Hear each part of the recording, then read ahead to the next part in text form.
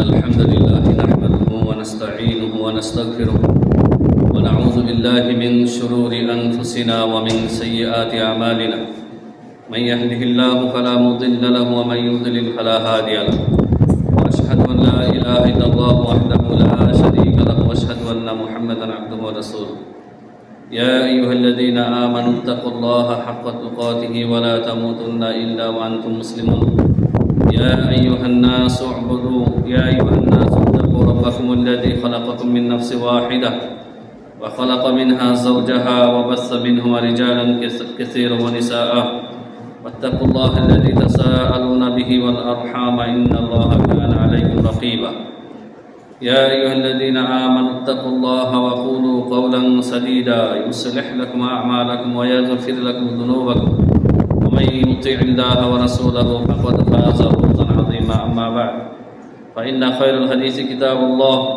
وخير الهدي هدي محمد صلى الله عليه وسلم وشر الأمور محدثاتها وكل محدثة بدعة وكل بدعة ضلالة وكل ضلالة في النار أعوذ بالله من الشيطان الرجيم قالوا يا موسى إما أن تلقي وإما أن نكون أول من ألقى قال بل ألقوا فإذا حبالهم وعصيهم يخيل إليه من سحرهم أنها تسعى فأوجس في نفسه خيفة موسى قلنا لا تخف إنك أنت الأعلى وألق ما في يمينك تلقف ما صنعوا إنما صنعوا كيد ساحر ولا يفلح الساحر حيث أتى الحمد لله যাবতীয় হামদ ও সানা আল্লাহ সুবহানাহু ওয়া তাআলার জন্য যে আল্লাহ সুবহানাহু ওয়া তাআলা আমাদেরকে জাদু এবং জাদুকরের যে ভেলকিবাজি তাদের যে ধোঁকাবাজি তা থেকে আল্লাহ রাব্বুল আলামিন তাদের গোমর ফাঁস করে দিয়েছেন পবিত্র কোরআনুল কারীম। সালাত ও সালাম বর্ষিত হোক প্রিয় নবী মুহাম্মদ রাসূলুল্লাহ সাল্লাল্লাহু আলাইহি ওয়াসাল্লামের উপর, যে রাসূলুল্লাহ সাল্লাল্লাহু আলাইহি ওয়াসাল্লাম তিনি নিজেও জাদুগ্রস্ত হয়েছিলেন, মানে তাকে জাদু করা হয়েছিল সাল্লাল্লাহু আলাইহি ওয়াসাল্লাম। জাদুর প্রভাব সত্য এবং আল্লাহ সুবহানাহু ওয়া তাআলা জাদু থেকে জাদু টোনা থেকে তার নবী সাল্লাল্লাহু আলাইহি সাল্লামকে মুক্ত করেছিলেন। যেই জিনিসের মাধ্যমে মুক্ত করেছিলেন তা হচ্ছে ওহী আল্লাহর পক্ষ থেকে ওহী। কোরআনুল কারীমের দুটি গুরুত্বপূর্ণ সূরা, সর্বশেষ সূরা ফালাক নাস আল্লাহ তাআলা নাযিল করে তার নবী সাল্লাল্লাহু আলাইহি সাল্লামকে এর মাধ্যমে মুক্ত করেন এবং নবী সাল্লাল্লাহু আলাইহি সাল্লাম কিয়ামত পর্যন্ত মুসলিমদের জন্য জাদু এবং জাদুকরের আক্রমণ থেকে বা তাদের ভেলকিবাজি থেকে, তাদের অনিষ্টতা থেকে রক্ষার জন্য এই কোরআনুল কারীমের এই সূরা দুটি এবং অন্যান্য সূরার আয়াতসমূহ আল্লাহ নবী সাল্লাল্লাহু আলাইহি সাল্লাম এলাজ হিসেবে সাব্যস্ত করে গেছেন উম্মতের জন্য। আল্লাহুম্মা সাল্লি আলাইহি ওয়া বারিক আলাইহি। সম্মানিত মুসলিম কিরাম, আমরা গত পর্বে আলোচনা করেছিলাম একটি পর্বে আমরা আলোচনা করেছি জাদুকরের সম্পর্কে, যে গ্রামে গঞ্জে বা শহরে যে সমস্ত জাদুকর জ্যোতিষীগণ রয়েছে, তাদের নিয়ে কিছুটা আলোচনা আমরা গত পর্বে করেছি। এই পর্বে আমরা শেষ দেব ইনশাআল্লাহ এই সম্পর্কে। আমি শুরুতে যে আয়াতে কারিমা তেলাওয়াত করেছি তা হচ্ছে সূরা তাহা। সূরা তাহাতে জাদু এবং জাদুকরদের মোটামুটি বিস্তারিত আলোচনা আল্লাহ তাআলা করেছেন। এছাড়াও আরও বেশ কিছু সূরা রয়েছে, যেমন আপনার সূরা আরাফ, এছাড়াও সূরা বাকারার আয়াত গত সপ্তাহে আমরা তেলাওয়াত করেছি, তার তরজমা তাফসীর করেছি অল্প করে হলেও। এছাড়াও আপনার সূরা ইউনূসেও রয়েছে। বিভিন্ন সূরাতেই জাদুকর সম্পর্কে আল্লাহ তাআলা উল্লেখ করেছেন এবং জাদু যে একটি সুসাব্যস্ত প্রমাণিত বিষয়, এটি আল্লাহ তাআলা আমাদেরকে বুঝিয়েছেন কোরআনুল কারীমের বিভিন্ন আয়াতের মাধ্যমে। জাদুকে ইনকার করা যাবে না, যে জাদু বলতে কিছু নাই এমনটা কেউ যদি বলে বা বিশ্বাস করে তাহলে সে কুফরি করবে, কারণ কোরআনে কারীমে জাদুর সত্যতা রয়েছে অসংখ্য আয়াত। তবে হ্যাঁ, জাদুর প্রকরণ রয়েছে, জাদুর বিভিন্ন প্রকার রয়েছে। বিশেষ করে আমি যে আয়াতে কারিমা তেলাওয়াত করেছি, মূসা এবং তার ভাই হারুন তার সাথে, আর অপোজিটে তথা বিপরীত দিকে হচ্ছে ফিরআউন এবং তার জাদুকরগণ। তাদের মধ্যে যে আপনার প্রতিযোগিতা হয়েছিল বা একটা প্রতিদ্বন্দ্বিতামূলক একটি জাদু যুদ্ধ হয়েছিল। একদিকে হচ্ছে জাদু শক্তি, আরেকদিকে হচ্ছে আল্লাহর ওহীর শক্তি। তো সেই ঘটনাতে বোঝা যায় যে ফেরাউনের জাদুকররা যে জাদু করেছিল তা ছিল সেহরে তাখাইয়ুল, মানে মানুষের দৃষ্টিতে ভ্রম ঘটানো, নজর কাড়া, বাংলাতে বলি নজর কাড়া, নজর কেড়েছিল। কারণ আল্লাহ সুবহানাহু ওয়া তাআলা ইরশাদ করেছেন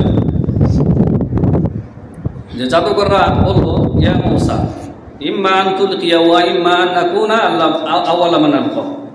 জাদুকররা বলল যে মূসা, হয় তুমি আগে জাদুর জিনিস নিক্ষেপ করবে, আর না হয় আমরা নিক্ষেপ করব। তো জাদুকররা এখানে মিথ্যাচার করেছে, মূসা আলাইহিস সালাম জাদুকর ছিলেন না।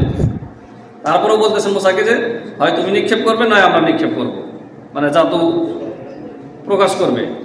তো মূসা আলাইহিস সালাম বললেন যে তোমরা নিক্ষেপ করো আগে, আমাদের মধ্যে কি আছে, তোমরা কি জাদু দেখাতে চাও, মানুষকে তোমরা জাদু দিয়ে বশীভূত করে ফেরাউনের অনুগত করে রাখতে চাও, পেশ করো। তখন তাদের হাতে ছিল অসংখ্য দড়ি, রশি, হাবেল, তারা সেগুলি নিক্ষেপ করল। জাদুকর নিক্ষেপ করার সাথে সাথে আল্লাহ তাআলা বলেছেন যে ফাইদা হিবাদুহুম ওয়া ইসিয়ুহুম, জাদুকররা অসংখ্য দড়ি, রশি এবং লাঠি নিক্ষেপ করলো, ছেড়ে দিল। ইউখাইয়ালু ইলাইহি, মূসা আলাইহিস সালামের কাছে তাখাইয়াল মানে মনে হলো, আন্নাহা তাসআ, সাপ হয়ে ছোটাছুটি করতেছে। আচ্ছা, তাখাইয়াল মানে নজর কাড়া, আসলে ওগুলি সাপ হয় না, বস্তুত হাকিকতে ওগুলি সাপ না, মানে নজরবন্দি করা হয়। এখনো এই নজরবন্দির জাদু আমাদের দেশে, উপমহাদেশের বিভিন্ন জনসমাবেশে জাদুকররা পেশ করে। ওইখানে যারা দাঁড়িয়ে থাকে সবাই, তখন জাদুকর আপনাদের সবার নজর কেড়ে নেয় এবং বিভিন্ন কিছু দেখায়। আপনি যেটা দেখতে পাচ্ছেন আসলে তা না, এটা হচ্ছে ওই যে ফেরাউনের যে জাদুকররা ছিল ওদের জাদু, সেহরে তাখাইয়ুলি।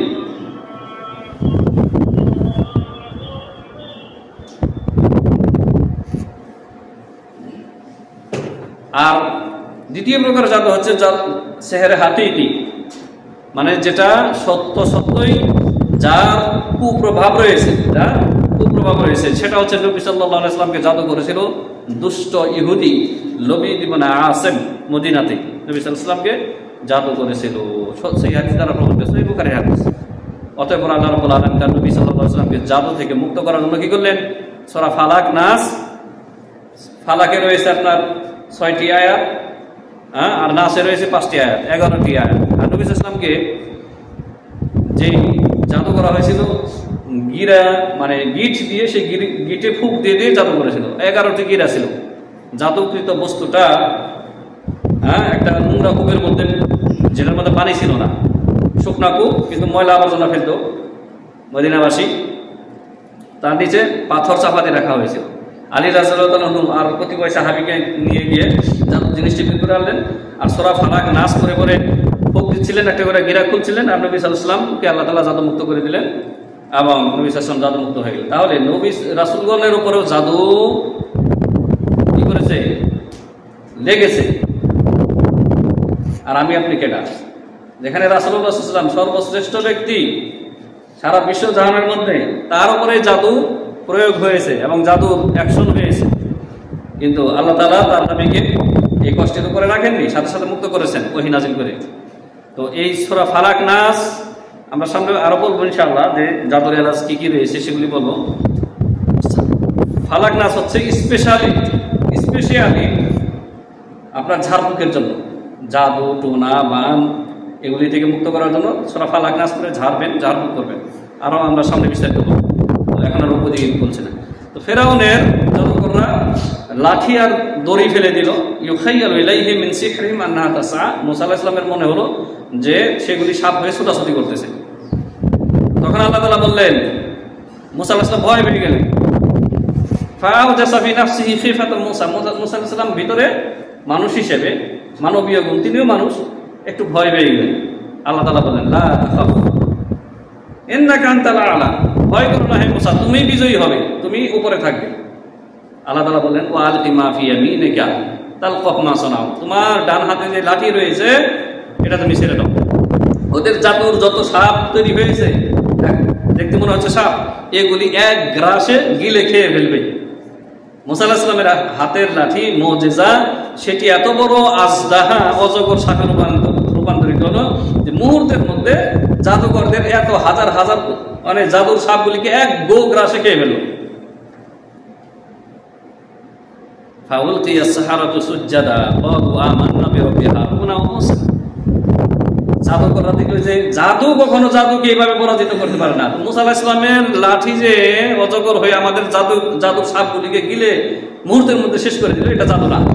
তারা সিজদায় লুটিয়ে পড়লো আর বললো যে আমরা মুসা এবং হারুনের রবের প্রতি ঈমান আনলাম। জাদুকররা তাদের এই ঈমান আনার কারণে তাদের বড় ত্যাগ দিতে হয়েছে, বড় পরীক্ষা দিতে হয়েছে। ফেরাউন তাদেরকে কি করেছে আমি লম্বা ঘটনায় যাচ্ছি না। ফেরাউন তাদেরকে ডান দিকের হাত কেটেছে, বাম দিকের পা, বিপরীত দিক থেকে। কত কষ্টকর বিষয়। ডান দিকের হাত কেটে ফেলেছে, বাম দিকের পা কেটে ফেলেছে, তারপরে খেজুর গাছের কাণ্ডের মধ্যে ছুরিয়ে ছড়িয়ে হত্যা করেছে জাদুকরদেরকে। এবং এই শাস্তি দেওয়ার আগে বলেছে মুসার প্রতি ঈমান তোমরা ছেড়ে দাও, পরিত্যাগ করো, তাকে কুফরি করো, এক আল্লাহর প্রতি ঈমান তোমরা বর্জন করো, নইলে তোমাদেরকে শাস্তি দিয়ে এভাবে মারবো। তারা বলছে আমাদের কোনো আফসোস নাই, আমরা রবের প্রতি ঈমান আনছি, এই ঈমানের উপরে আমরা থাকবো, মৃত্যু তো আসবেই একদিন, মরণ তো আসবেই, তুমি আমাদেরকে শাস্তি দিবা এই ভয় আমরা করি না। আমরা আশা করি যে আল্লাহ তাআলা আমাদেরকে আগে যে জাদু করে অপকর্ম করেছি, কুফরি করেছি, আল্লাহ তাআলা আমাদেরকে ক্ষমা করে দেবেন, এই আশায় আমরা ঈমানের উপর অটল অবিচল। তাহলে এখান থেকে স্পষ্ট প্রতীয়মান হয় আপনি বিগত দিনে যদি শিরক কুফরি করে থাকেন, কবর পূজা, মাজার পূজা, পীর পূজা, আর এখন তওবা করার কারণে মাজার পূজারীরা আপনাকে ধমকাচ্ছে, এই আমাদের দলে ফিরে না আসলে তোকে জানে মেরে দেব। তাহলে আপনার জন্য উদাহরণ দৃষ্টান্ত হচ্ছে এই জাদুকর, এই যে মুসা আলাইহিস সালামের সাথে যারা জাদু নিয়ে এসেছিল আর তারা তওবা করে ইমানদার হয়ে গেল। ইমানদার হওয়ার কারণে তাদেরকে বলি মানে নিজেদের জান কোরবানি দিতে হলো। আপনার সামনে উদাহরণ আছে না? নাই, আছে। আল্লাহ তাআলা তাদেরকে এতই সম্মানিত করেছেন, মুসা আলাইহিস সালামের সাহাবী হওয়ার তৌফিক দিয়েছেন, দুনিয়া থেকে তারা শাহাদাত বরণ করেছে, তারা জান্নাতি ইনশাআল্লাহ, এতে কোনো সন্দেহ নাই। তো আপনাকে যদি কোনো তাগুতি শক্তি, তাগুত দুই প্রকার, আবার যে আপনি যেটা বললাম যে ধর্মীয় দিক থেকে তারা শিরক কুফরিতে লিপ্ত আছে, কবর পূজা, মাজার পূজা, পীর পূজা, এগুলি থেকে তওবা করেছেন, তারা আপনাকে ধমকাচ্ছে যে আমাদের আগের ধর্মে বাপদাদার রসম রেওয়াজে ফিরে না আসলে তোমাকে এখানে থাকতে দেবো না, জানে মেরে দেবো। এই দিয়েছে আমাদের উপজাতিদের মধ্য থেকে আমাদের উমর ফারুককে ভুলে গেছেন আপনারা? একজন উপজাতি ইসলাম গ্রহণ করেছিল, একটা মসজিদ প্রতিষ্ঠা করেছিল চট্টগ্রামে, পার্বত্য চট্টগ্রামে, আর তাকে উপজাতি কুখ্যাত সন্ত্রাসীরা হত্যা করে দিয়েছে। তিনি ঈমান পরিত্যাগ করেননি।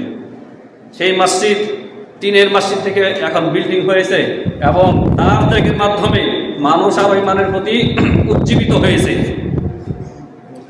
মানুষের উৎসাহের কারণ হয়েছে, মানুষের জন্য তিনি অনুপ্রেরণা হয়েছেন আগামী প্রজন্মের জন্য। কিন্তু তিনি তো শাহাদাত বরণ করেছেন, তাকে এই কুখ্যাত সন্ত্রাসী পাহাড়ি সন্ত্রাসীরা গুলি করে হত্যা করেছে, এইগুলি বৌদ্ধ এবং খ্রিস্টানগুলি। এই যুগে তার নজির রয়েছে যে ঈমানের উপরে থাকলে যে কোরবানি দিতে হয়, ত্যাগ দিতে হয়। হাজিরিন, তাহলে আর দ্বিতীয় প্রকার তাগুত হচ্ছে রাজনীতির নামে যারা কুফরি মতবাদের রাজনীতি করে। আমাদের দেশে কয় ধরনের, চারটি কুফরি মতবাদের রাজনীতি চালু আছে, অনেকেরই জানা নেই। চারটি কুফরি মতবাদ। বাংলাদেশে যে কয়েন আছে 1 টাকার পয়সা, ওর মধ্যে যে মনোগ্রাম আছে, আপনারা অনেকেই তো জানেন না যে মনোগ্রাম কি বোঝায়। মনোগ্রামের মধ্যে আছে 2টা ধানের শীষ, 2 দিকে, উপরে 4টা স্টার মানে তারকা, আর নিচে আছে কি শাপলা ফুল। মনে করে ভালো করে খেয়াল করে দেখেন। তো এই যে উপরে যে 4টা তারকা, এই 4টা তারকা হচ্ছে 4টি কুফরি মতবাদের প্রতীক। 1 নম্বর হচ্ছে জাতীয়তাবাদ, সে ভাষার জাতীয়তাবাদ হোক অথবা ভৌগোলিক জাতীয়তাবাদ হোক, ন্যাশনালিজম। 2 নম্বর হচ্ছে সমাজতন্ত্র, সোশ্যালিজম। 3 নম্বর হচ্ছে আপনার সেকুলারিজম মানে ধর্মনিরপেক্ষবাদ। 4 নাম্বার হচ্ছে ডেমোক্রেটিস মানে গণতন্ত্র। এই 4টি কুফরি মতবাদের প্রতীক হচ্ছে 4টি তারকা, ওই পয়সার প্রতীক, খেয়াল করে দেখবেন। এটা হচ্ছে বাংলাদেশের জাতীয় প্রতীক, বলা হয় বাংলাদেশের জাতীয় প্রতীক। এটা অনেক কিছুর মধ্যে আছে। আপনার সরকারি যত আপনার অফিস আদালতের দপ্তর আছে, দপ্তরের মধ্যে যে সিল মারে, এই সিলের মধ্যে আপনি এই বাংলাদেশের জাতীয় প্রতীক পাবেনই পাবেন। কিন্তু শতকরা 90 জন মুসলিম জানে না যে এই 4টি তারকা দ্বারা কি বোঝায়। আপনি উইকিপিডিয়াতে ঢুকে দেখেন যে এই আমাদের দেশের যে 4টি কুফরি মতবাদ, এই 4টি হচ্ছে রাষ্ট্র পরিচালনার জন্য তাদের মূলনীতি। তো যারা বলে যে আমরা জাতীয়তাবাদের রাজনীতি করি, এরা কুফরি মতবাদ নিয়ে রাজনীতি করতেছে। যারা বলে যে আমরা ধর্ম নিরপেক্ষবাদী রাজনীতি করি, তারাও কুফরি মতবাদ নিয়ে আছে। যারা বলে যে আমরা সমাজতন্ত্র নিয়ে রাজনীতি করে, তারাও কুফরি মতবাদের রাজনীতি করে। যারা বলে যে আমরা গণতন্ত্রী ডেমোক্রেটিসের রাজনীতি করি, তারাও কুফরি মতবাদের রাজনীতি করে। এগুলি সুস্পষ্ট, সবগুলি ইসলাম বিরোধী। সেগুলির ব্যাখ্যা আমরা অন্যদিন ইনশাআল্লাহ করব। তো হাজারিন বোঝাতে চেয়েছি যে তো এই সমস্ত রাজনীতি দলের থেকে তওবা করেছেন, কিন্তু আপনাকে এখন ধমকি দেওয়া হচ্ছে যে তুমি যদি আমাদের রাজনীতি দলে না আসো তোমাকে জানে মেরে দেব। কিন্তু আপনার সামনে নজির আছে, আপনার জন্য একটা উত্তম দৃষ্টান্ত হচ্ছে মূসা আলাইহিস সালামের সামনে যে জাদুকররা তওবা করে ঈমান এনেছে, তারা আপনার জন্য উদাহরণ। এছাড়াও যুগে যুগে যারা ইসলামের জন্য, ঈমানের জন্য জান দিয়েছে, যেমন পার্বত্য চট্টগ্রামের বান্দরবনের আমাদের উমর ফারুক রহিমাহুল্লাহ, তিনি আমাদের জন্য একজন আদর্শ বা দৃষ্টান্ত। তিনি জান কোরবানি দিয়ে দিয়েছেন, তবুও ঈমান থেকে এক পা পিছপা হননি। জানি না আমার আপনার ঈমানটা তার মতো এত মজবুত কিনা, তাও বলতে পারবো না যে অস্ত্রের মুখে আমি আপনি ঠিক থাকতে পারবো কিনা। কিন্তু দেখেন যে পাহাড়ি একজন মুসলিম মুসলিম কিভাবে আল্লাহ তাআলা তাকে অটল অবিচল রেখেছেন, যে তাকে এতগুলি আপনার সমরাস্ত্র দিয়ে তাকে গুলি করে ঝাঁঝরা করে দেওয়া হয়েছে, তারপরে ঈমান থেকে তিনি এক পা পিছপা হননি। আমাদের উমর ফারুক ভাই রাহমাতুল্লাহি আলাইহি। প্রিয় হাজিরিন, এই পর্বে আমরা উল্লেখ করব। তো যাই হোক, আমরা সূরা তাহা এই কয়েকটি আয়াত সম্পর্কে আমরা জানলাম যে ফেরাউনের জাদুকররা যে জাদু পেশ করেছিল সেটা ছিল তাখাইয়ুলি, সেহেরের তাখাইয়ুল, যা বাস্তব ছিল না, নজরবন্দি করেছিল, নজর কেড়ে নিয়েছিল। আর নবী সাল্লাল্লাহু আলাইহি ওয়াসাল্লামকে যে জাদু করা হয়েছিল এবং এখনো যাদেরকে জাদু করা হয়, জাদুর মাধ্যমে ক্ষতি করে দেওয়া হয়, এগুলি হচ্ছে সেহেরে হাকিকি। সেহেরে হাকিকি, যে জাদু করে আপনাকে একটা অঙ্গ হানি করে দিল, মানে পঙ্গু করে দিল আপনাকে, অথবা আপনাকে একেবারে অসুস্থ করে ফেললো, আপনাকে দুনিয়া থেকে বিদায় করে দিল, বান মেরে দিল। হচ্ছে না? হচ্ছে। এগুলি হাকিকি। 2 প্রকারের জাদুই বিদ্যমান আছে, এবং এগুলিকে কেউ যদি অবিশ্বাস করে যেগুলি নাই, তাহলে সে কুফরি করবে। এই আয়াতগুলিকে কুফরি করলে সে ইসলাম থেকে বেরিয়ে যাবে। তাহলে এগুলি সত্যতাকে আপনাকে মেনে নিতে হবে, যে জাদু সত্য, মানে জাদু আছে, এটাকে আপনাকে মেনে নিতে হবে। এটা ঈমানের একটা অংশ। কোরআনুল কারীমের আয়াত দ্বারা, রাসূলুল্লাহ সাল্লাল্লাহু আলাইহি ওয়াসাল্লামের হাদিস দ্বারা তা প্রমাণিত। জাদুকর কিভাবে চিনবেন? জাদুকর চেনার 7টি আলামত বলবো সংক্ষেপে, 7টি আলামত। কখনো কখনো জাদুকর নিজেই বলবে যে আমি জাদুকর, ম্যাজিশিয়ান। কখনো কখনো বলবে যে সে সার্কাস দেখায়। সার্কাস বুঝেন না? সার্কাসের মধ্যেও জাদুকর আছে। কখনো কখনো সে বলবে যে সে একজন শাইখ, ওলি, আল্লাহর ওলি। এই যে পীরগুলি যারা জিন পোষে না, এরাও জাদু দেখায়। মুরিদরা তাদের দরবারে কাছাকাছি গেলে কেউ কেউ বলে যে আমরা নিজ চোখে দেখেছি আক্রোশীর দরবারের ওইখানে রসুনও লাফায়। তার মানে কি? শয়তান জিন দিয়ে এগুলি করেছে। শয়তান জিন দিয়ে পীর সাহেব মুরিদদেরকে এরকম বোকা বানিয়েছে। এরা নিজেদেরকে শাইখ, তারপরে ওলি বলে নিজেদেরকে পরিচয় দিয়ে থাকে। কেউ কেউ বলে যে আমরা কবিরাজ, আমরা ঝাড়ফুঁক করে থাকি, এরাও জাদুকর। মানে জাদুকরের বিভিন্ন পরিচয় আমি বলতেছি আপনাদেরকে। কেউ কেউ বলে যে সে একজন কি তবিবের সাহাবী, আঞ্চলিক ডাক্তার বা কবিরাজ, আঞ্চলিক কবিরাজ। আবার কেউ কেউ বলবে কি, যা হোক, এই যে বিভিন্ন পরিচয় আসবে, এরা যে কোনো পরিচয় আসুক না কেন, এরা হচ্ছে জাদুকর। এদেরকে চেনার আর বেশ কিছু আলামত, 7টি আলামতের একটি আলামত হচ্ছে তারা বলবে যার জন্য জাদু করবে, যাকে জাদু করবে তার নাম জিজ্ঞাসা করবে, তার মায়ের নাম জিজ্ঞাসা করবে।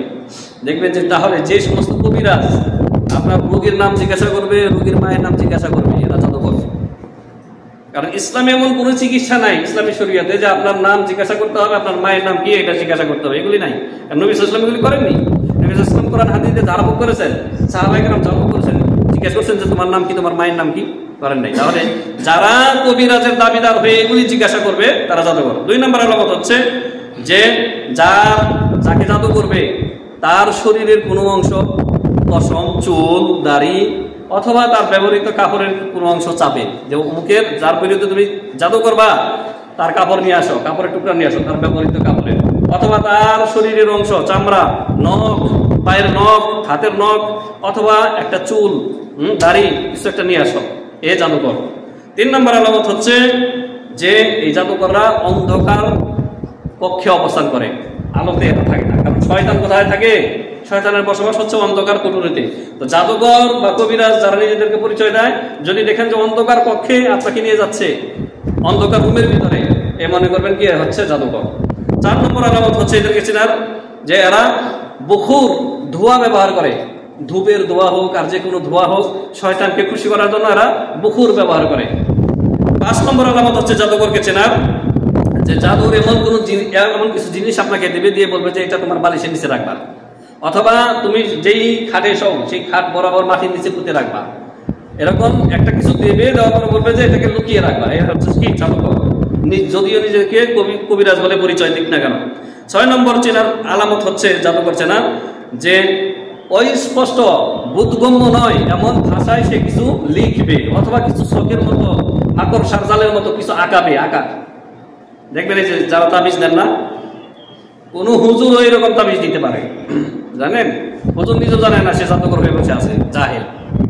দেখবেন যে আপনাকে বিভিন্ন সংখ্যা, আরবি ওয়াহিদ, ইসনাইন, সালাসা, আরবা, খামসা, সিত্তা এরকম সংখ্যা শখের মধ্যে লেখা।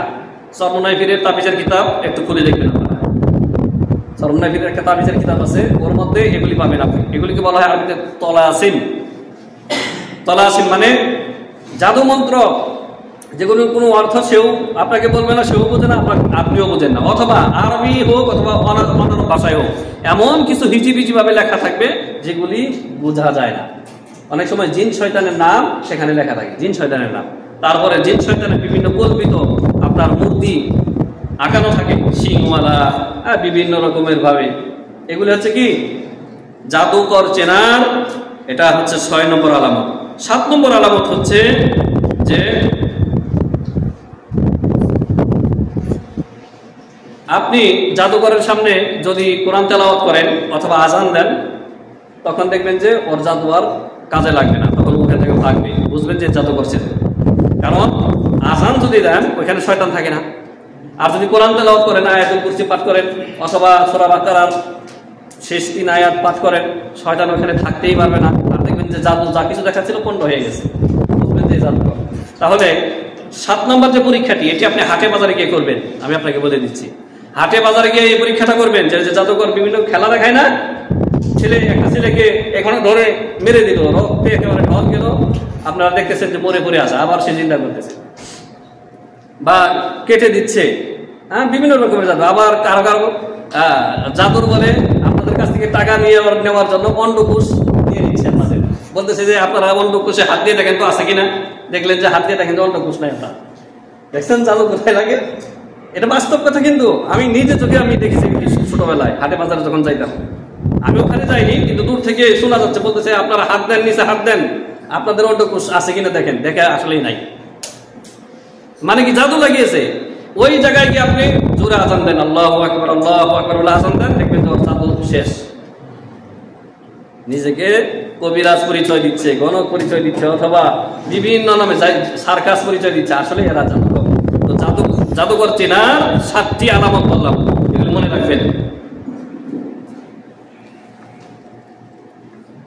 জাদুকরের শাস্তি কি ইসলামে? আমরা তো তাদেরকে সম্মান দিয়ে থাকি, পারি না তো তাদেরকে নোবেল পুরস্কার দিই, তাই না? জাদুকরের শাস্তি হচ্ছে হত্যা, কতল। যেহেতু সে কুফরি করে, সূরা বাকারার যে আয়াত আমরা গত সপ্তাহে বলেছিলাম 102 নম্বর আয়াতে, তারা কুফরি করে এবং পৃথিবীতে মুফসিদ, সে জাদুকর, ফাসাদ সৃষ্টিকারী, স্বামী স্ত্রীর মধ্যে বিচ্ছেদ ঘটায় এবং সমাজ ব্যবস্থার মধ্যে, পরিবারের মধ্যে এক মুসলিম আর এক মুসলিমের মধ্যে কি করে সম্পর্ক নষ্ট করে দেয়, এবং সে মানুষকে অনেক সময় অসুস্থ করে দেয় জাদুর মাধ্যমে, এবং অনেক সময় হত্যা করে দেয়। এই জন্য জাদুকর হচ্ছে কাফের, তাকে কতল করা। উমর ইবনে খাত্তাব রাদিয়াল্লাহু তাআলা দ্বিতীয় খলিফা, তার আমলে প্রমাণিত আছে যে সাহাবায়ে কেরাম কয়েকজন জাদুকরকে হত্যা করে দিয়েছে, কতল করেছে। দলিল কোথায় রয়েছে? মুয়াত্তা মালিকে হাদিস নম্বর 1562 নম্বর হাদিস। অনুরূপভাবে সুনানে আবু দাউদের হাদিস নম্বর 3043 নম্বর হাদিস। আমি শুধু রেফারেন্স বলে যাচ্ছি, ঠিক আছে, হাদিস পড়ার সময় নেই। এবং উমর রাদিয়াল্লাহু তাআলা আনহু খলিফা, তিনি সমস্ত গভর্নরদের কাছে, তার যারা আমির ছিল তাদের কাছে চিঠি লিখলেন। ওয়াকাতাবা আমিরুল মুমিনিন ওমর রাদিয়াল্লাহু আনহু আনিকতুলু কুল্লা সাহির, যে তিনি রাষ্ট্রীয় ফরমান লিখে দিলেন যে প্রত্যেক জাদুকরকে তোমরা হত্যা করো। তাহলে ইসলামী রাষ্ট্রে, ইসলামী শরীয়তে জাদুকরকে সম্মান তো দূরের কথা, তার বিধান হচ্ছে হত্যা করে দেবে, যেহেতু সে কাফের। জাদুকর হচ্ছে কি? কাফের, সে কুফরি করে এবং সমাজের জন্য সে ক্ষতিকর, সে উপকারী না। এই জন্য তার শাস্তি আছে কি? হত্যাকারী, হত্যা করা। তো এই হাদিস কোথায় রয়েছে? এই হাদিস রয়েছে আবু দাউদে, যেখানে উমর রাদিয়াল্লাহু আনহু চিঠি লিখেছিলেন জাদুকরদেরকে হত্যা করার জন্য। আবু দাউদের 3043 নম্বর হাদিস, মুসনাদে আহমদ 1657 নম্বর হাদিস। তাহলে কোরআন হাদিস দ্বারা প্রমাণিত হুকমুস সাহির ওয়া কাফির ইউকতাল, তাকে কতল করা হবে। কে কতল করবে? শাসক, প্রেসিডেন্ট, রাজা, বাদশাহ, তারা কতল করবে, আমি আপনি না। কারণ আমি আপনি ডিফেন্স করতে পারবো না, ঠিক আছে, এটা রাষ্ট্রের কাজ। এলাজুস সিহর, জাদুর চিকিৎসা, যেমনটা বললাম। প্রথম কথা হচ্ছে আপনি শরীয়তের যে আহকাম রয়েছে, ফরজ ওয়াজিবাত, সেগুলি সুন্দরভাবে আদায় করবেন। আপনি তৌহিদবাদী হবেন, আল্লাহর তৌহিদ, তৌহিদের রুবুবিয়্যাহ, তৌহিদুল উলুহিয়্যাহ, তৌহিদ আসমা ওয়া সিফাত প্রতিষ্ঠাকারী হবেন। শিরিক করবেন না আল্লাহর সাথে, বিদআত করবেন না। আপনার উপরে অটোমেটিকলি জাদু কোনো কাজ করবে না, অটোমেটিকলি জাদুকর শত চেষ্টা করেও কিছু করতে পারবে না। এরকম সৌদি আরবে অনেক ঘটনা ঘটেছে। আপনার এই যে সৌদি আরবের যে স্থায়ী ফতোয়া বোর্ড, ফতোয়া লাজনাতুদ দায়মা, হ্যাঁ, সেখানে থেকে আমরা অনেক সময় অনেক ঘটনা জানতে পারি। যে এক বোনের একটা ঘটনা এসেছে, তাকে জাদু করার জন্য খুব চেষ্টা করেছে, কিন্তু যে শয়তানকে জাদুকর পাঠিয়েছে, সে জাদু মানে যার জন্য জাদু করার জন্য শয়তানকে পাঠিয়ে দেওয়া হয়েছে, সে তার বাড়িতে ঢুকতে পারতেছে না। কারণ কি? বাড়িটা হচ্ছে প্রোটেক্টেড। কিভাবে? পরে ওই বোন বলেছে সাক্ষাৎকারে যে আমি সকাল সন্ধ্যার যে জিকির আজকার রয়েছে, সকাল সন্ধ্যার আজকার ওয়াল মাসা ওয়াস সাবা ওয়াল মাসা, সকাল সন্ধ্যার যে জিকির আজকার, এগুলো আমি কখনো ছাড়ি না। তারপর 5 ওয়াক্ত সালাত পরে যে জিকির আজকার, এগুলো আমি ছাড়ি না, আমল করি। তারপর শোয়ার পূর্বে যে জিকিরগুলি আছে, এগুলো আমি করি। যার কারণে শয়তান এসে জানালা, ওই বোন বলতেছে যে আমি কয়েকবার লক্ষ্য করেছি বাতাস নাই, কিচ্ছু নাই, কিন্তু আমাদের জানালা মানে আকস্মিকভাবে অনেক নড়ে উঠেছে, বাড়ি খেয়েছে একটা আর একটার সাথে। আমি এটা লক্ষ্য করেছি, মানে শয়তান চেষ্টা করেছে। ওই জাদুকরকে যখন সুরতা পাকড়াও করেছে, তখন সে বলেছে যে আমি তাকে চেষ্টা করেছি কিন্তু সফল হই নাই। তাহলে আপনার আমার জন্য আল ওয়াকায়াতু খায়রুম মিনাল ইলাজ, আল ওয়াকায়াতু খায়রুম মিনাল ইলাজ, অগ্রিম সতর্ক সাবধান থাকা এটা অধিক উত্তম মুসিবতে পড়ে চিকিৎসা করার চাইতে। মানে রোগ ব্যাধি এসেছে সমাজে, আপনি এখন আক্রান্ত হন নাই, আপনার বুদ্ধিমানের কাজ হচ্ছে আপনি সতর্ক সাবধান থাকবেন, মানে যাতে রোগটা আপনাকে স্পর্শ না করে। এই করোনার মধ্যে আপনি সেটা করেছেন, তাই না? যে আপনি লোকজনের সমাবেশ থেকে করে থেকেছেন, মাস্ক পরে থেকেছেন, যেটা আপনার করোনার যারা বিশেষজ্ঞ যেভাবে বলেছে রাষ্ট্রীয় ফরমানে, আপনারা সেটা আমল করেছেন। মানে কি? বিকায়া খায়রুম মিনাল ইলাজ। আর যারা করোনায় আক্রান্ত হয়েছে তারা অনেকে বেঁচে গেছে, অনেকে মরে গেছে, ঠিক কিনা? এই জন্য আল ওয়াকায়াতু খায়রুম মিনাল ইলাজ, যেটা ফিকহের একটা নীতিমালা, উসুলুল ফিকহ। তারপর জাদু থেকে অগ্রিম প্রোটেকশনের কথা বলতেছি, আপনি 5 ওয়াক্ত সালাত আদায় করবেন, ওয়াজ যেগুলি আছে সেগুলো আদায় করবেন। তারপরে হারাম না জায়েজ থেকে, মুহাররামাত থেকে আপনি বেঁচে থাকবেন। গান বাজনা, যেখানে গান বাজনা হয়, মিউজিক যেই ঘরে বাজে, শয়তানের আড্ডাখানা সেখানে জাদু টোনা বান প্রবেশ করতে কোনো বাধা নাই, খুব সহজ। তাহলে গান বাজনা থেকে আপনার বাড়ি, আপনার রুম, আপনার মোবাইল পরিষ্কার পরিচ্ছন্ন রাখবেন, ক্লিন রাখবেন। ফরজ ওয়াজিবাত আদায় করবেন। তারপরে সকাল সন্ধ্যার জিকির আজকার কয়টা মুসলিম আদায় করে বলেন তো? সকাল সন্ধ্যার আজকার ওয়াস সাবা ওয়াল মাসা মাত্র 5 থেকে 6 মিনিট লাগবে সকাল সন্ধ্যা জিকির করতে। অথচ আমরা এই সময় পাচ্ছি না, কিন্তু ঘন্টার পর ঘন্টা আমরা ফেসবুক, টুইটার, ইনস্টাগ্রাম, টিকটক, ইউটিউবে আমরা ব্যয় করে দিচ্ছি, হুঁশ নাই। অথচ যখন বলা হয় যে আপনি এই জিকির করেন, তখন বলেন যে সময় তো হয় না, সময় হয়ে ওঠে না। আরে ভাই, মাত্র 5 মিনিট সময় লাগে। আপনি হাঁটতে হাঁটতে, চলতে ফিরতে ওই জিকির আজকারগুলি করতে পারেন, কারণ জিকির করতে তো আর আপনার হাত লাগছে না, পা লাগছে না, আপনি মুখে ঠোঁটে আপনি জিকির করতেছেন, জিহ্বায় জবানে জিকির করতেছেন। তাহলে আপনি যদি জাদু টোনা বান থেকে যদি মাহফুজ থাকতে চান, নিরাপদ থাকতে চান, আপনি আজকার সাবা ওয়াল মাসা, এগুলি হচ্ছে আপনার জন্য কি অ্যান্টিভাইরাস, প্রোটেকশন। ইনশাআল্লাহ কখনো আপনার উপরে জাদু কার্যকর হবে না। তারপর 5 ওয়াক্ত সালাতের পরে আপনারা সবাই দাঁড়িয়ে চলে যান, আমরা মুনাজাত দিই না, আর আপনারা দাঁড়িয়ে সুন্নত শুরু করে দেন, এটা ভুল।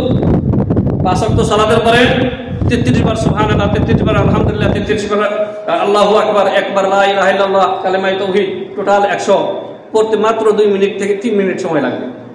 এটা সুন্নতি আমল। এই সুন্নতকে ছেড়ে দিয়ে আপনারা বিদআত করেন। কি বিদআত করেন? সোজা দাঁড়িয়ে যান আর সুন্নতের নিয়ত করেন। আর যারা সুন্নতের নিয়ত না করেন তারা বেরিয়ে চলে যান, অথবা নিজে নিজে মুনাজাত করেন। আরে ভাই, 5 ওয়াক্ত সালাতের পরে এবং জুমার সালাতের পরে নবী সাল্লাল্লাহু আলাইহি সাল্লাম এই আযকারগুলি কখনো ছাড়েননি। আপনি ছেড়ে দিচ্ছেন। আপনি আবার কেমনে সুন্নতের মহব্বতের দাবি করেন, নবী সাল্লাল্লাহু আলাইহি সাল্লামের মহব্বতের দাবি করেন? তো এই বিষয়গুলি হচ্ছে অগ্রিম প্রোটেকশন। আর যদি জাদু এসে যায় আপনার, যে জাদুতে আপনি আক্রান্ত হয়ে গেছেন, আপনার পরিবার কেউ আক্রান্ত হয়ে গেছে, জাদু করা হয়ে গেছে, তখন হচ্ছে কি এবার এলাজ। কি করবেন? জাদু দিয়ে জাদুগুলি করবেন, চিকিৎসা করবেন, এটা হারাম। এটাকে বলা হয় নুশুরা। হ্যাঁ, এলাজ সেহের বিসেহের হারাম, এটাকে বলা আরবিতে নুশুরা, যেটা হারাম। তাহলে এলাজ সেহের করতে হবে রুকিয়াতুশ শারঈয়া দিয়ে। কোরআন মানে শরীয়তি যে ঝাড়ফুঁক রয়েছে তা হচ্ছে কোরআনের আয়াত, বিভিন্ন আয়াত, আর হচ্ছে নবী সাল্লাল্লাহু আলাইহি ওয়াসাল্লামের হাদিসে বর্ণিত দোয়া। এগুলির মাধ্যমে আপনি ফুঁক দিয়ে রোগীকে দম করবেন অথবা নিজেকে দম করবেন, আর ফুঁক দিয়ে পানি পান করবেন, পানি ছিটিয়ে শরীরে মাখবেন, চোখে মুখে মাখবেন, তারপরে জয়তুন তেল বা অন্য যে কোনো ভালো তেলের উপরে ফুঁক দিয়ে তেল আপনি শরীরে ব্যবহার করবেন। আর আপনি এই ঝাড়ফুঁক কন্টিনিউ চালিয়ে রাখবেন, চালু রাখবেন। আর ঘুরেও কবিরাজের কাছে যাবেন না। যে ব্যক্তি হাত চালান দেয়, বাটি চালান দেয়, থালা বাটি আছে না, বাটি চালান দেয়, এগুলির কাছে গেলে আপনি মানে এক গর্ত থেকে আর এক গর্তে গিয়ে পড়লেন, এগুলি হারাম। মনে রাখবেন যে আমাদের ইসলাম হচ্ছে একটা সার্বজনীন, একটা পরিপূর্ণ, মুকাম্মাল, কামেল একটি দিন, যা আমাদের দুনিয়া আখিরাত উভয়টা আমাদের সফলতা এনে দেয়। আপনার সমস্ত চিকিৎসা রয়েছে, অন্তরের সেবা রয়েছে। অন্তরের ব্যাধি হচ্ছে আপনার শাহাওয়াত, শুবহাত, শাক, রাইব। অনুরূপভাবে যে দেহের যে রোগ ব্যাধি এবং জাদু টোনা বান, এগুলোরও চিকিৎসা রয়েছে কোরআন কারীমে। আল্লাহ তাআলা যথাযথভাবে বলেছেন যে ওয়ানুনাজ্জিলু মিনাল কুরআনি মা হুয়া শিফাউ ওয়া রাহমাতুল লিল মুমিনিন। আমি যে কোরআন নাযিল করেছি তা হচ্ছে মুমিনদের জন্য শিফা, আরোগ্যতা, এলাজ, ওয়া রাহমাতুল লিল মুমিনিন, এবং মুমিনদের জন্য রহমত এই কোরআন। প্রিয় হাজিরিন, তারপরে আপনি সূরা ফালাক নাস, যেমন বললাম কুল আউযু বিরাব্বিল ফালাক এই সূরা, কুল আউযু বিরাব্বিন নাস এই সূরা। তার আগে বলবো সূরা ফাতিহা 7 বার পরে নিজেকে দম করবেন, প্রত্যেকবার পরে নিজেকে দম করবেন বা রুকিয়ে দম করবেন। অনুরূপভাবে সূরা ফাতিহা পরে আয়াতুল কুরসি, সূরা বাকারা 255 নম্বর আয়াত, একটা আয়াত। আয়াতুল কুরসি 3 বার পরে, প্রত্যেকবার পরে নিজেকে দম করবেন বা রুকিয়ে দম করবেন, মানে ফু দিবেন। তারপরে আপনার চার কুল বলা হয় সূরা কাফিরুন, সূরা ইখলাস, সূরা ফালাক, সূরা নাস। মনে থাকবে, এগুলি পরে নিজেকে দম করবেন, ফুঁক দেবেন। তাবিজ লটকাবেন না, তাবিজ ঝোলাবেন না। নবী সাল্লাল্লাহু আলাইহি ওয়াসাল্লাম বলেছেন মান আল্লাকা তামিমাতান ফাকাদ আশরাকা। যে ব্যক্তি তাবিজ লটকালো, ঝোলালো, সেই ব্যক্তি শিরিক করলো। তাবিজ নবী সাল্লাল্লাহু আলাইহি ওয়াসাল্লাম ব্যবহার করেননি, সাহাবায়ে কেরাম ব্যবহার করেননি। সুতরাং এগুলি যদি কেউ দেয়, সে শিরিক করবে, শিরিকের পথে মানুষকে পরিচালিত করবে।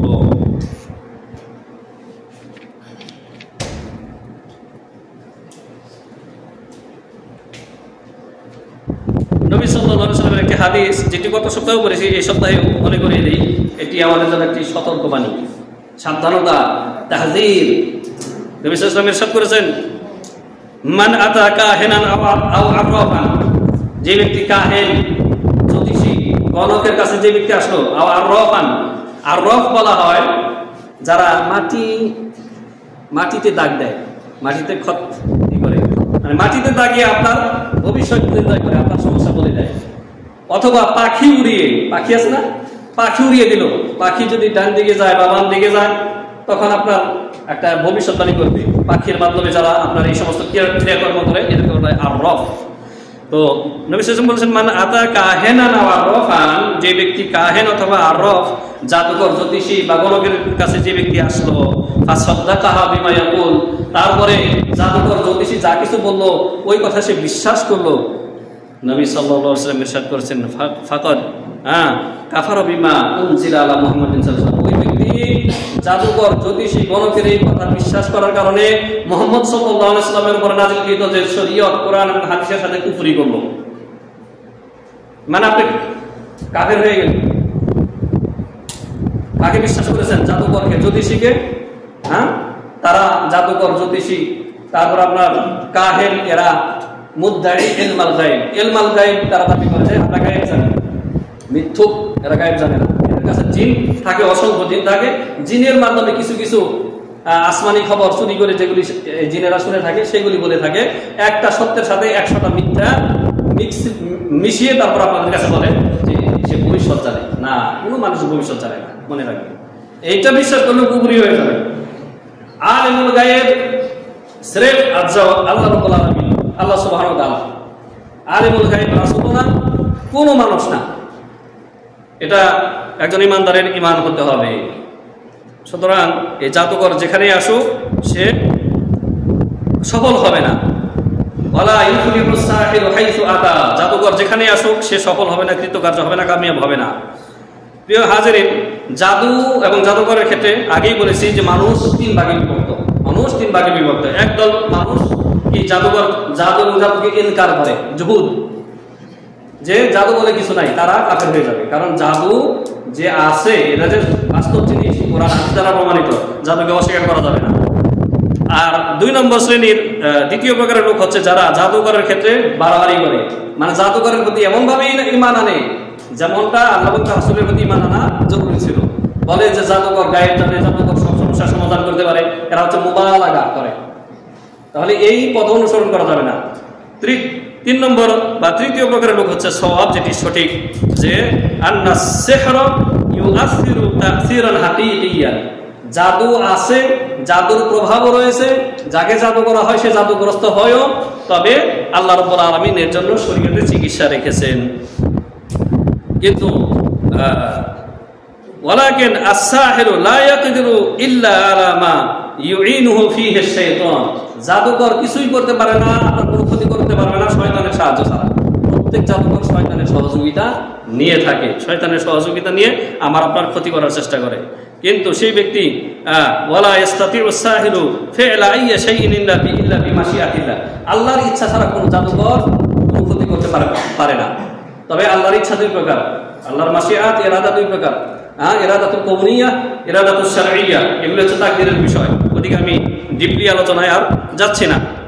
তো সঠিক হচ্ছে যে জাদুকর নিজে থেকে কোনো ক্ষতি করতে পারে না। আল্লাহ রাব্বুল আলামিন সূরা বাকারার 102 নম্বর আয়াতের শেষখানে উল্লেখ করেছেন, ওমা হুম বিদাররিনা বিহি মিন আহাদিন ইল্লা বিইذনিল্লাহ, আল্লাহর ইচ্ছা ছাড়া জাদুকর কারো কোনো ক্ষতি করতে পারে না। যতটুকু করে শয়তানের সহযোগিতা না করে এবং আল্লাহ তাআলা তাকে ছাড় দেন, ঢিল দেন, ইমহাল করেন আল্লাহ তাআলা, যেমনটি আমরা আগে উল্লেখ করেছি।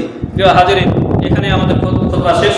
তো জাদু এবং জাদুকর সারা বিশ্বব্যাপী এখন ছড়িয়ে গেছে। কালো জাদু, ব্ল্যাক ম্যাজিক, এই ব্ল্যাক ম্যাজিক, কালো জাদু কি আরব কি অনারব সব জায়গায় ছড়িয়ে গেছে। এগুলি থেকে যদি আমরা প্রোটেকশন চাই তাহলে আল্লাহর দ্বীন, শরীয়ত আর ভালোভাবে সুন্দরভাবে আমাদেরকে আল্লাহ রাব্বুল আলামিনের দ্বীনে প্রবেশ করতে হবে। আর ফরজ ওয়াজিবাত সুন্দর করে আদায় করতে হবে, হারাম নাজায়েজ থেকে বেঁচে থাকতে হবে। আর যদি কেউ সংক্রমিত হয়ে যায় তখন কোরআন হাদিস দিয়ে চিকিৎসা করতে হবে। আল্লাহ সুবহানাহু ওয়া তাআলা যে সমস্ত মুসলিম ভাই বোনেরা জাদুগ্রস্ত হয়েছেন বা এখনো যারা জাদুগ্রস্ত হয়ে রয়েছেন তাদেরকে যেন আল্লাহ রাব্বুল আলামিন জাদু থেকে, জাদুটনা থেকে, বান থেকে মুক্ত করেন। আল্লাহুম্মা আমিন। আল্লাহ রাব্বুল আলামিন জাদু এবং জাদুকরদের অনিষ্টতা থেকে মুসলিম সমাজকে আল্লাহ রাব্বুল আলামিন যেন হেফাজত وإياكم بالآيات والذكر الحكيم أقول قولي هذا أستغفر الله العظيم ولكم ولسائر المسلمين فاستغفروه إنه هو الغفور আলহামদুলিল্লাহ ওয়াহদাহু ওয়াসসালাতু ওয়াসসালামু আলা মান লা নাবিয়্যা বা'দা ওয়া আলা আলিহি ওয়া সাহবিহি আজমাইন। সম্মানিত হাজিরিন, আমাদের দেশে কয়েকটি ডিস্ট্রিক্ট বন্যায় প্লাবিত হয়ে গেছে। মানুষ ভোগান্তি বা কষ্টের মধ্যে, তারা অনেক বিপদের মধ্যে তারা পড়ে আছে। তারা তাদের জান নিয়ে টানাটানি, তারা অত্যন্ত সংকীর্ণ এবং একটা কি বলে খুবই ভয়াবহ পরিস্থিতির শিকার হয়েছেন। আর সেটারও কারণ আমাদের অনেকেরই জানা যে সেটা মানে ন্যাচারালি কোনো বিষয় না, কোনো একটি দেশের চক্রান্ত, কুচক্রান্তের ফলাফল আমরা বহন করতেছি। রাতের অন্ধকারে কোনো পূর্ব ঘোষণা ছাড়াই, কোনো রোগ সংকেত ছাড়াই রাতের অন্ধকারে মানুষ যখন আরামে ঘুমাচ্ছে, সেই সময় তারা বাদ ছেড়ে দিয়ে আর তারা একটা জামের গোষ্ঠী, তারা হচ্ছে আপনার উগ্র হিন্দুত্ববাদী শক্তি।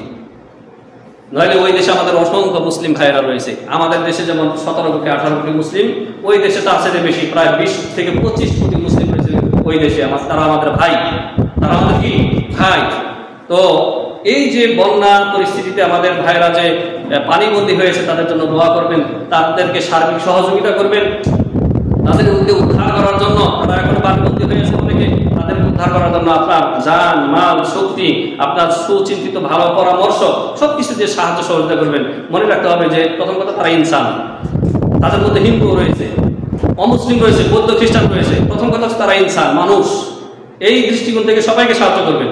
তারপরে আমাদের মুসলিম ভাইরা তো রয়েছেন, হ্যাঁ, আল্লাহ সুবহানাহু ওয়া তাআলা সবার প্রতি ইহসান করতে বলেছেন, এমনকি জীব জানোয়ার তাদের প্রতিও ইহসান করতে বলেছেন। আল্লাহ তাআলা নবী সাল্লাল্লাহু আলাইহি ওয়াসাল্লাম ইহসান করেছেন জীব জানোয়ারের প্রতি। সুতরাং এই বন্যা পরিস্থিতিতে তাদের জন্য প্রথম হচ্ছে আল্লাহর কাছে দোয়া করা, আল্লাহ এই বিপদ থেকে তাদেরকে উদ্ধার করো। কারণ এই বিপদ স্থায়ী হবে না ইনশাআল্লাহ। কারণ রাত যত অন্ধকার হয়, প্রভাত সকাল তত নিকটে হয়। এজন্য তাদের জন্য দোয়া করা এবং তাদের জন্য সাধ্যমতো যেভাবে বললাম যে নিজের জান, মাল, পরিশ্রম দিয়ে তাদেরকে সাহায্য সহযোগিতা করা। আমরা এখানে আছি, এখানে আমরা দেশের মানুষের সাথে ভালো পজিশনে আছি। তাদের জন্য যদি আমরা 50টা রিয়াল যদি দান করি, সেটা আমাদের দেশে একটা ভালো একটা অ্যামাউন্ট, যেটা দেশে থাকলে অনেকেই পারেন না। অনুরূপভাবে আমাদের আরেক মুসলিম প্রতিবেশী আরেক দেশ পাকিস্তান, সেখানে একটা অরাজকতা, অস্থিতিশীল বিরাজ করতেছে। সেখানে মুসলিম ভাইদের জন্য দোয়া করা, আল্লাহ রাব্বুল আলামিন তার থেকে শান্তি এবং নিরাপত্তা দান করেন এবং কাফের, মুশরিক, মূর্তি পূজারী এদের ঘৃণ্য চক্রান্ত থেকে যেন মুসলিম জাতিকে আল্লাহ রাব্বুল আলামিন মাহফুজ রাখেন, হেফাজত করেন। আল্লাহুম্মা আমিন। রব্বানা আতিনা ফিদ দুনিয়া হাসানাহ ওয়া ফিল আখিরাতি হাসানাহ ওয়া কিনা আযাবান নার। ربنا ظلمنا انفسنا وان لم تغفر لنا وترحمنا لنكونن من الخاسرين. ربنا اغفر لنا ولاخواننا الذين سبقونا بالايمان ولا تجعل في قلوبنا غلا للذين امنوا ربنا انك رؤوف رحيم. اللهم اعز الاسلام والمسلمين، اللهم اعز الاسلام والمسلمين وذل الشرك والمشركين ودمر اعداءك اعداء الدين من اليهود والنصارى والملحدين والمشركين يا رب العالمين. اللهم اصلح ائمتنا في ولاة امرنا، اللهم أصلح أئمتنا في ولاة أمرنا، اللهم وفقهم لكل خير، اللهم وفقهم لكل خير يا رب العالمين. اللهم ارزقهم بطانة صالحة التي تدلهم على الخير وتعينهم عليه يا أكرم الأكرمين. اللهم احفظ هذا البلد، اللهم احفظ هذا البلد وسائر بلاد المسلمين يا رب العالمين. اللهم انصر الإسلام والمسلمين، اللهم أعز الإسلام والمسلمين يا رب العالمين. إن الله وملائكته يصلون على النبي يا أيها الذين آمنوا صلوا عليه وسلموا تسليما. اللهم صل على محمد وعلى آل محمد كما صليت على إبراهيم وعلى آل إبراهيم إنك حميد مجيد. اللهم بارك على محمد وعلى آل محمد كما باركت على إبراهيم وعلى آل إبراهيم إنك حميد مجيد. عباد الله رحمكم الله، إن الله يأمركم بالعدل والإحسان وإيتاء ذي القربى وينهى عن الفحشاء والمنكر والبغي يعظكم لعلكم تذكرون. فاذكروا الله يذكركم واشكروا على نعمه يزدكم ولذكر الله أكبر والله يعلم ما تصنعون.